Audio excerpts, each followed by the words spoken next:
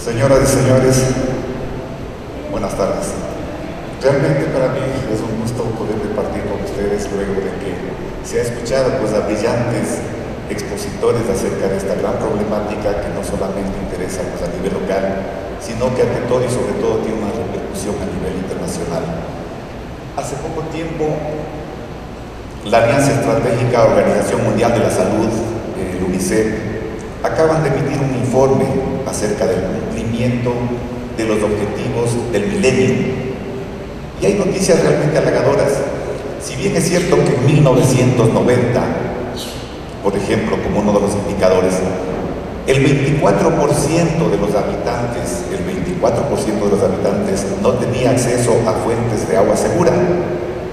Se manifiesta en este informe que para el 2010 ya solamente queda como un remanente porcentual que el 11% de estas personas que estaban obviamente planificado hasta el 2015, actualmente, repito, no tendrían acceso seguro a fuentes de agua. Y se espera que de seguir esta tendencia, para el 2015 se habrán cumplido los objetivos del milenio. Pero muchas veces los porcentajes a veces suelen darnos unas ideas un poquito difusas acerca de la problemática. Si hablamos del 11%, en el 2010 estamos hablando de 780 millones de personas a nivel global.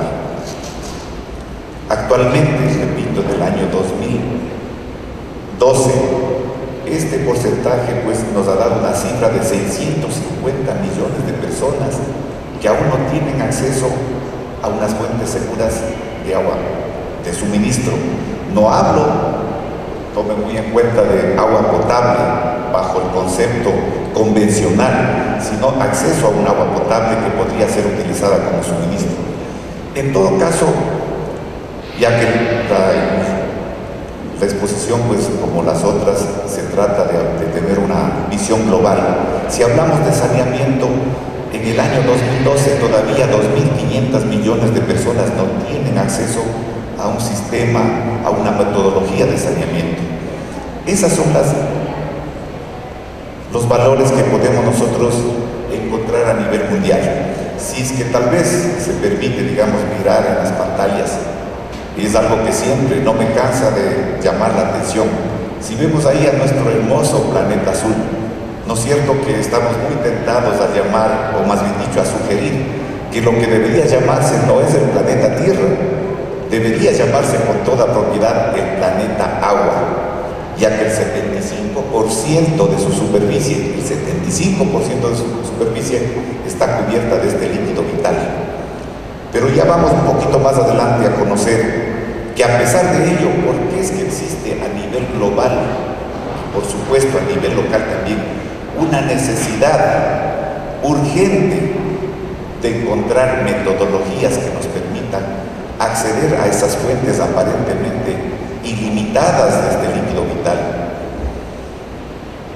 ¿No es cierto que se podría pensar que el Ecuador, como uno de los países que actualmente tiene las mayores reservas hídricas, si comparamos con países latinoamericanos, es preocupante los datos que aquí cada uno de los expositores que me antecedieron se ha permitido, ponerlos en carpeta? 73%, 90%. Realmente, como repito, estos porcentajes a veces nos dan una visión un poquito ambigua. Pero volvamos a estos gráficos. La necesidad a nivel internacional está dada para tener acceso a estas fuentes de agua, ¿no es cierto? Y diríamos, ¿cómo es posible que, ¿no es cierto?, que nosotros teniendo un 75% de cobertura de agua estemos hablando de la necesidad de utilizar los recursos de una manera racional, de dar sostenibilidad a una serie de metodologías? Pues ahí está la contradicción. El 75%, ustedes saben que el 97% es agua salobre. Y ya vamos a ver cómo la ciencia, que también es necesario poner como premisa, la ciencia que no es neutral, siempre tiene ya enmarcado sus actuaciones. Obviamente que existen a la fecha metodologías que podrían ser consideradas sostenibles, sí, para los países en donde se ha generado ese tipo de resultados científicos y tecnológicos.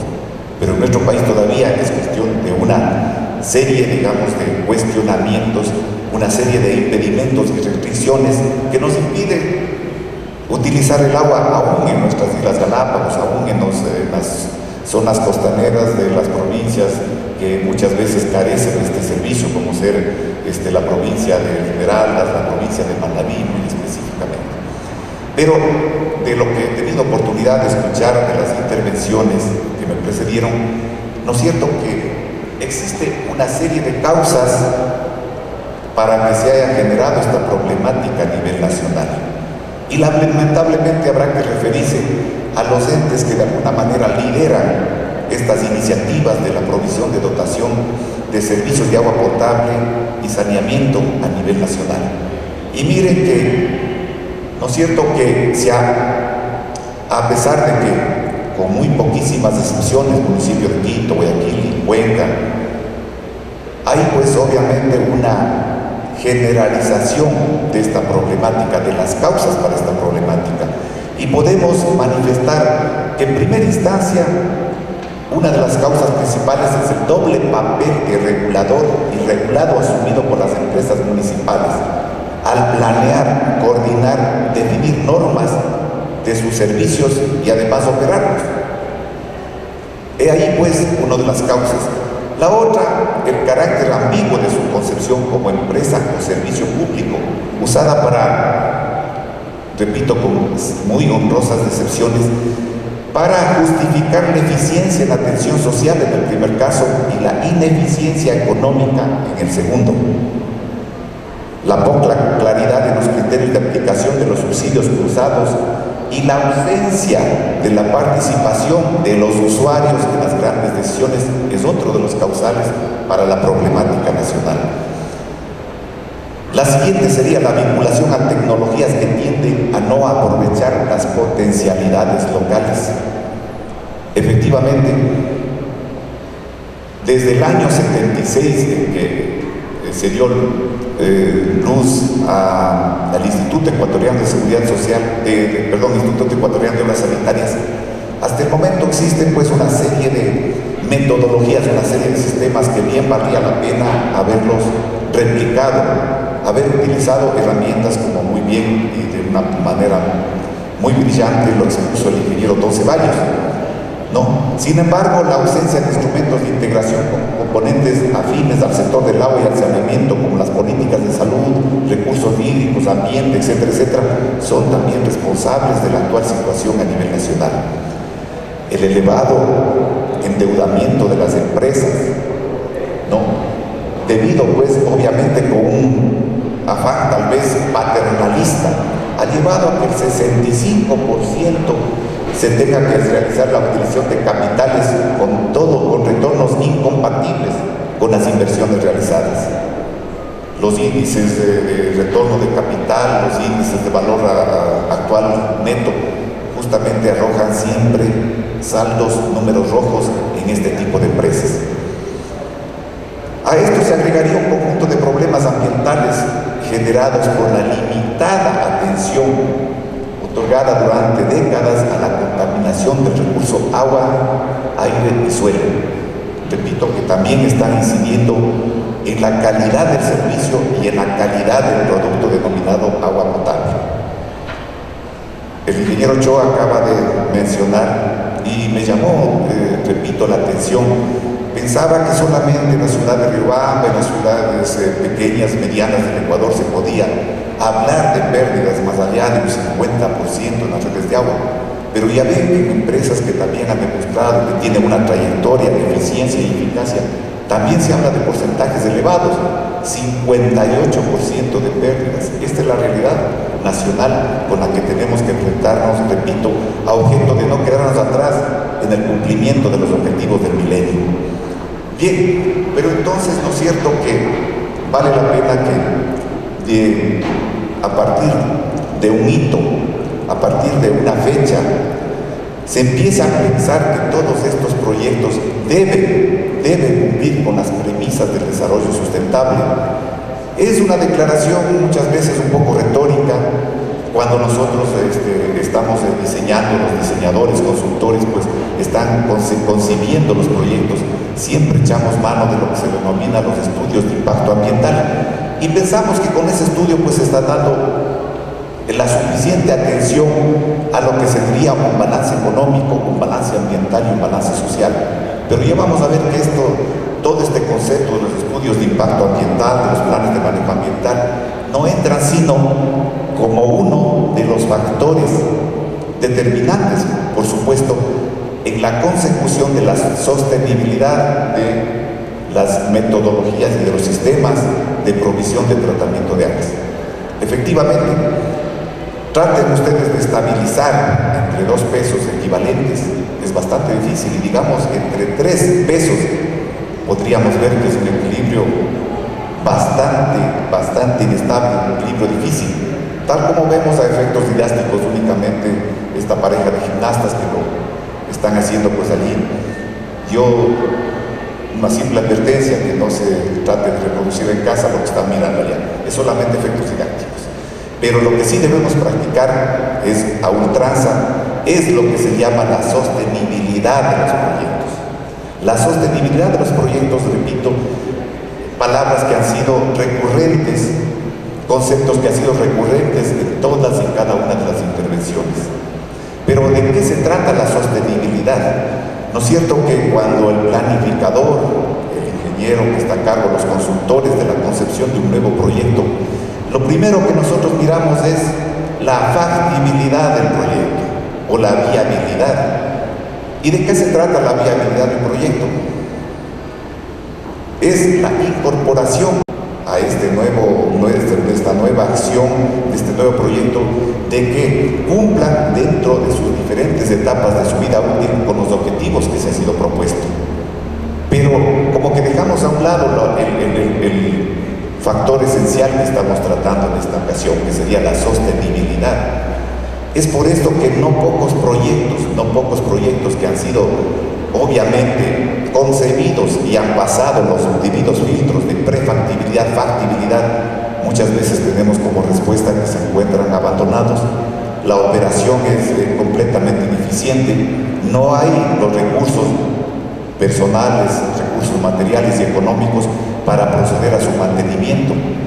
Entonces, a lo largo de esta charla lo que vamos a hacer es, repito, a dar la suficiente importancia también a que a la parte de viabilidad se acompañe el concepto de sostenibilidad. Bien, y no es un concepto, pues, obviamente que interesa únicamente a entidades de carácter público, a las entidades de carácter privado, como ser organizaciones no gubernamentales, etcétera, etcétera. Miren que el concepto de sostenibilidad está siendo aplicado con muy buenos resultados a nivel de lo que se denomina la sostenibilidad empresarial.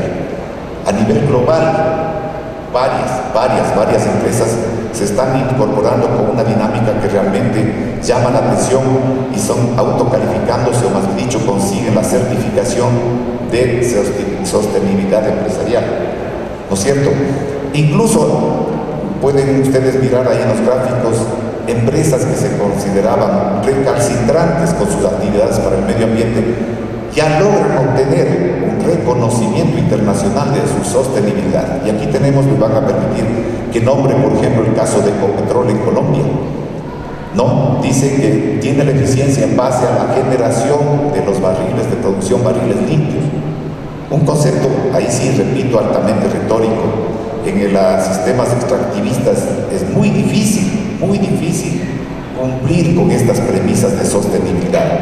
Sin embargo, de ello vean que a nivel global, asimismo, inclusive empresas como Dow Jones ya ha generado dentro de todos sus índices bursátiles que determinan que una empresa es mucho más competitiva que otra, ha determinado, ha definido y ha difundido lo que se llama ya los índices de sostenibilidad empresarial.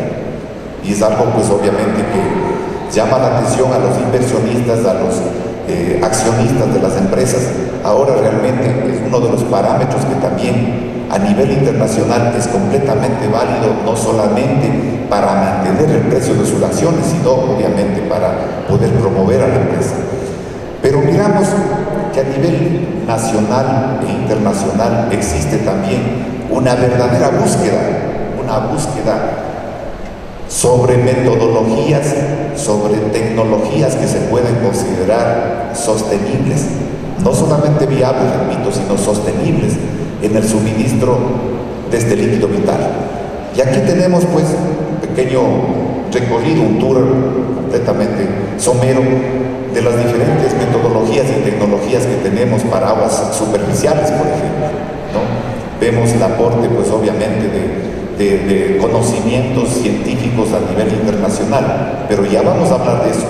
Repito, acá se han desperdiciado, diría yo ya, resultados un poco, no, tal vez el término no es exacto, pero resultados propios, autóctonos de países latinoamericanos y especialmente nuestro. Poco a poco vemos que se van desechando, por ejemplo, tecnologías que dieron excelentes resultados, como por ejemplo la utilización de filtros lentos unido a baterías de filtros más finos, etcétera, etcétera. Vamos desechándolos para dar cabida obviamente a sistemas electromecánicos que, como vamos a ver, en un filtro de sostenibilidad tendría muchas dificultades para demostrar que es la tecnología apropiada para nuestros países. Y así tenemos en la parte baja pues tecnologías que tienen que ver con sistemas compactos. El suscrito ha tenido oportunidad de diseñar, de poner obviamente en operación para áreas del sector petrolero, para áreas de empresas constructoras, sistemas compactos que muchos dirían, esa sería la solución, por ejemplo, para una comunidad de 300, 400, 500, 600 o 1000 personas. Pero personalmente no es nada, digamos, difícil reconocer que estas tecnologías, por ejemplo, estas tecnologías compactas, son altamente demandantes de elementos electromecánicos, ¿no es cierto? Entonces, no soportarían un análisis de sostenibilidad para poder, digamos, implantarlos en las comunidades que tanto requieren de estos sistemas. Tenemos plantas, justamente aquí tengo una fotografía de la planta que hacía referencia el ingeniero Ochoa, la planta de Nissan, y bueno, pues ya plantas un poco más grandes que dan obviamente servicio a ciudades con algunos millones de habitantes. Pero había dicho también al inicio que tenemos un recurso prácticamente inagotable, es el agua salobre. Y vean que en ese sentido también, a pesar de que son esfuerzos, son realizaciones de carácter científico de los países del norte, vemos que poco a poco esta tecnología, esta metodología de desalinización de aguas, por ejemplo, con ósmosis inversa, también está llegando, digamos, a su fase de sostenibilidad económica. Sí, porque si hablamos únicamente, si nos centramos en los costos, allá por el año de 1970 se hablaba de un costo de 7.8 o 8 dólares. Actualmente hemos llegado ya a obtener costos de alrededor de 2.25 dólares, desde luego de pozos salobres, no del agua de mar directamente. Desgraciadamente esta metodología, tecnología, como ustedes saben, depende directamente de la cantidad de energía. Depende además, obviamente, de las patentes que tienen que ver con los denominados módulos que se utilizan inicialmente en los acetatos de celulosa, hoy una serie de elementos compuestos. Y miren que asimismo, si bien es cierto, esta metodología podría considerarse sostenible para países como Japón, para países especialmente donde existen los petrodólares, Qatar, Oman, Kuwait, etc. Es una tecnología totalmente asequible, totalmente sostenible, cosa que no ocurre, repito, en países latinoamericanos, en países en que estamos, lo que así denominamos un poco elegantemente, en vías de desarrollo. Miren asimismo la fotografía de abajo, se indican verdaderas fábricas, verdaderos complejos industriales que generan miles de metros cúbicos por día. Una de ellas, por ejemplo, esta planta ubicada en Dubái, imagínense, requiere de 550 megavatios hora. Una tercera parte de la central, de la nueva mega central, el Coca Sinclair, estaría destinado a dar energía solamente a esta planta. Y vean también, si es que pueden ver, pues obviamente, que son complejos en donde miles y miles de los denominados módulos de ósmosis inversa son almacenados para poder obviamente atender las necesidades que en términos, digamos, de alícuota son totalmente astronómicas. Nosotros sabemos que a nivel nacional, por ejemplo, las normas de riegos indicaban que el 80 litros persona por día era una alícuota aceptable. Se trabaja actualmente con 120 litros por persona. Aquí en Quito estamos alrededor de 235 litros por persona, en Guayaquil tal vez un poco más, alrededor de 320 por persona. Pero imagínense que en la ciudad de Nueva York la alícuota designada para cada persona es de 600 litros por persona. Y aquí en los países, repito, del Oriente Medio, no es nada raro, a pesar, repito, del altísimo costo que demandan estas metodologías, hablar de un suministro de 800 hasta 1200 litros por persona por día. Asimismo, siempre en afán de tratar de convertir este recurso, de convertir estas metodologías en algo sostenible, ¿no es cierto? Han llegado, como un estado del arte, han llegado una serie de metodologías que posiblemente tienen alguna visión de carácter social. Pues mire, en primera instancia existe esta metodología que a partir del año 2013 se menciona en esta información, estaría disponible, que es la ósmosis forzada. Como ustedes saben, la ósmosis no es nada más que el paso de una sustancia, que el equilibrio que debe existir entre dos sustancias de concentración diferente. Es el trabajo que hacen nuestros riñones. De ahí se tomó el principio para la ósmosis inversa. Forzar el paso, ¿no es cierto?, de un agua libre de salinidad, libre de elementos contaminantes. Eso es lo que se llamó ósmosis inversa. Solamente permitir el flujo, repito, de las moléculas de agua, dejando atrás, obviamente, la salinidad que formaba parte del flujo inicial. Pero ahora tenemos, por ejemplo, la ósmosis forzada. Lo que se ha hecho es un paso bastante avanzado. Invitar a que las partículas de agua emigren a través de estas membranas semipermeables hacia el lado donde consideran que existe mayor concentración. El agua, si podemos pensar tal vez de un ejemplo un poquito traído de los cabellos, el agua es inteligente, se mueve, trata de que los dos lados, los dos extremos separados por una membrana semipermeable tengan la misma concentración. Eso es lo que se llama una presión osmótica de manera natural. Pasa. Eso es lo que nos permite a nosotros sobrevivir también en este planeta. Cuando nosotros sentimos sed es porque nuestras células requieren de agua. Y entonces tomamos un vaso de agua y se encarga, pues obviamente, de llegar a los elementos vitales la concentración adecuada de este líquido. Entonces la ósmosis lo que hace es, repito, equilibrar las dos concentraciones. Pero si de alguna manera, sin llamarlos en la parte científica un engaño, que se le invita a fluir el agua hacia un lugar donde existe una concentración mayor, pues va a hacerlo, va a tender a este flujo. Pero esta concentración está dada por elementos, pues obviamente, que son fácilmente retirados del agua, como son, pues, hidróxido de amonio, bicarbonato de amonio, etcétera, etcétera, obteniendo como producto final un agua ultra pura, un agua apta para el consumo humano. Luego vienen los nanotubos de carbono. Realmente hemos entrado a la era de los materiales inteligentes. Se dice que a un futuro próximo ya no se necesitarán, por ejemplo, lanzar satélites y mantenerlos en órbita y tener, digamos, un sistema de comunicación.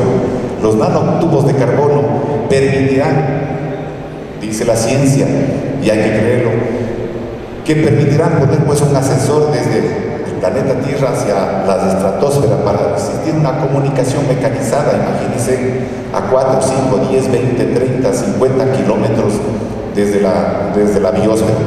Esto es posible, y en ósmosis inversa pues también se ha utilizado estos nanotubos de carbono en un material que se denomina el grafeno. La altísima resistencia a la presión que es sometida por los elementos de bombeo, pues obviamente hacen que esta sea una de las metodologías que está ya siendo utilizada a escala piloto. Y finalmente tenemos la biomimética.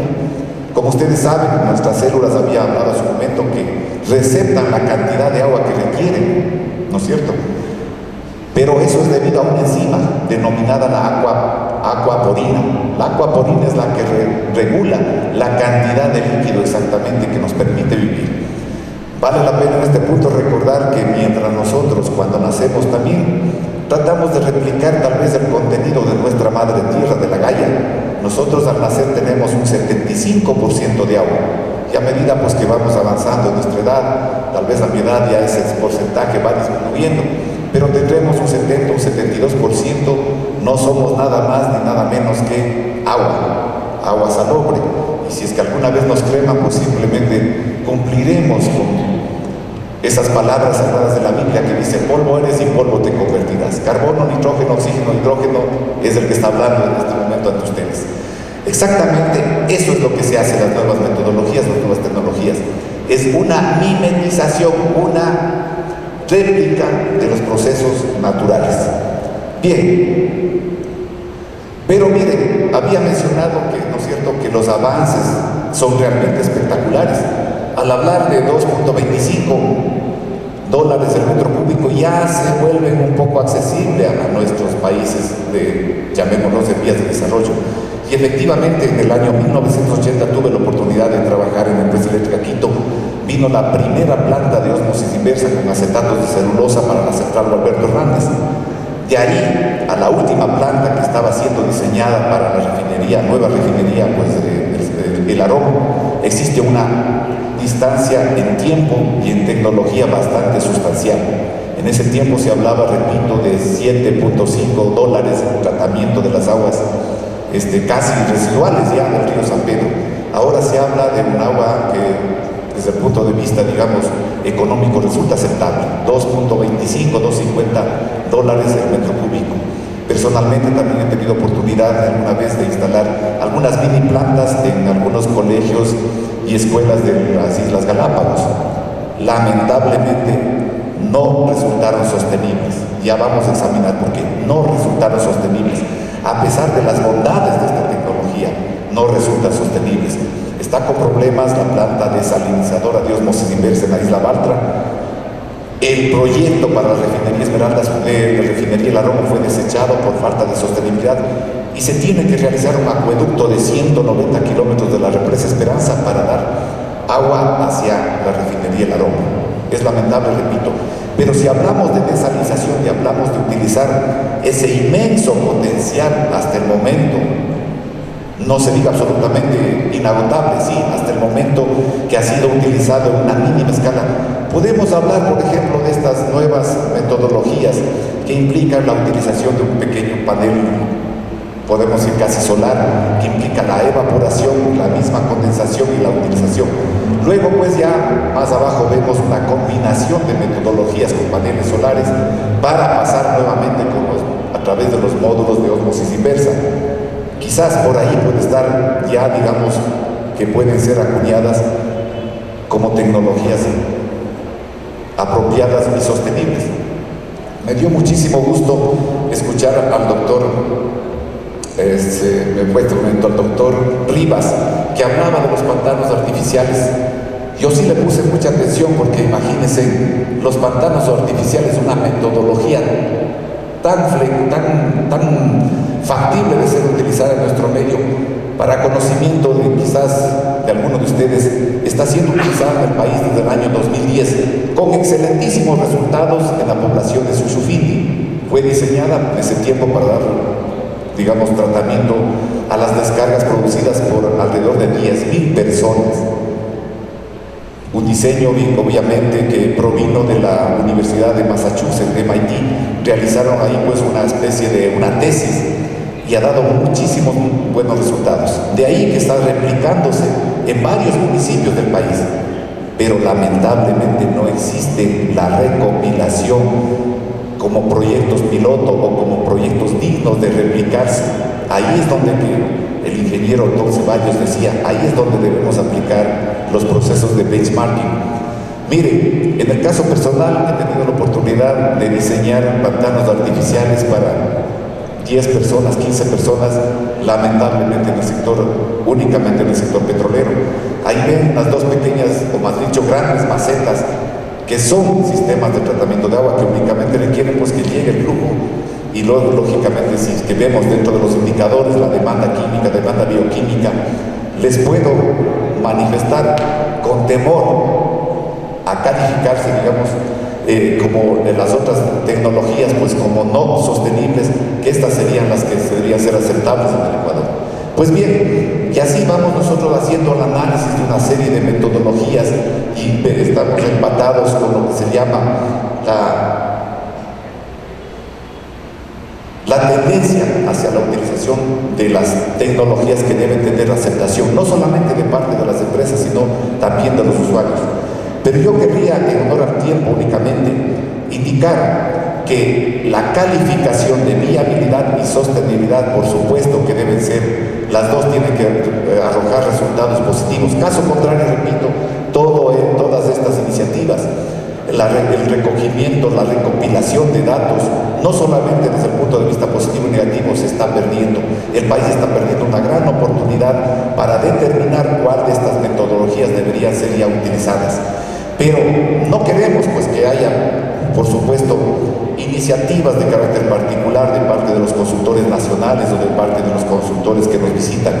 Debería existir ya un sistema que nos permita incorporar a estos procesos, a estos proyectos, a estas metodologías, los elementos, los factores que definitivamente dan no solamente viabilidad, sino perdurabilidad en el tiempo para estas metodologías. Y así tenemos factores como el apoyo político, tenemos justamente todo lo que es los estudios de impacto ambiental que deben acompañar a las metodologías, a los nuevos proyectos. Tenemos además lo que se llama el análisis de la variación de los entornos socioeconómicos, culturales, etcétera, ¿no es cierto? Tenemos los análisis de vulnerabilidad. Actualmente todo proyecto de inversión pública y especialmente privada tienen que pasar por un análisis de riesgos, y lo que hablaba el ingeniero Ochoa, actualmente es necesario que de parte de los organismos, de los promotores de estos proyectos, demuestren que existe una verdadera capacidad institucional, no solamente desde el punto de vista de recursos financieros, pero también de personal, de recursos exclusivamente que tienen que ver con el tratamiento de la parte socioeconómica dentro de las áreas hacia los que están destinados estos proyectos. La articulación entre actores, justamente el ingeniero Ochoa manifestaba, sería necesario o es necesario, se plantea como una necesidad, que cualquier iniciativa que se da a nivel nacional por un municipio, una junta de agua, la prefectura esté inmersa dentro de lo que se llama la estrategia nacional, la planificación nacional. Caso contrario, repito, el proyecto puede estar definitivamente considerado no sostenible.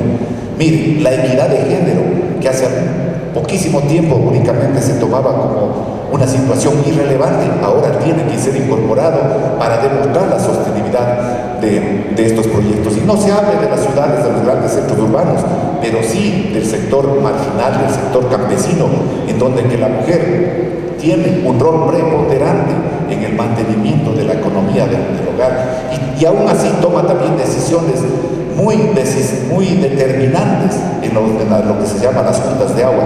Sin embargo, eso no ha trascendido hasta el momento. Sin embargo, en la planificación, repito, en la factibilidad, no son tomados en consideración. La tecnología apropiada, sin entrar, pues obviamente, en una posición de lo que se llama un desarrollo crítico, de no aceptar nada de lo externo, nada de lo que no viene de los países desarrollados, pues justamente lo que hay que hacer es una calificación de la metodología. Estaremos haciendo uso de la metodología apropiada para que el proyecto resulte sustentable. Obviamente los accesos a la información, cuando un promotor realiza un proyecto, en las etapas primarias en el diseño, en la ejecución y en el arranque, pues obviamente la cantidad de información existe en cantidad suficiente, pero luego viene, digamos, el panorama un poquito árido de la falta de información tecnológica para ser aplicada especialmente en este tipo de proyectos. Aspectos de carácter económico y financiero, por supuesto, para evitar, repito, los libros rojos, para evitar que los valores de valor actual, que las tasas internas de retorno no nos arrojen estos valores que nos indican que las empresas están trabajando, pues obviamente, con una capacidad paternalista, o más bien con un enfoque paternalista. Finalmente, tenemos que examinar la intervención la intervención de la cooperación extranjera, el alcance, por supuesto, de los proyectos y los procesos de transferencia.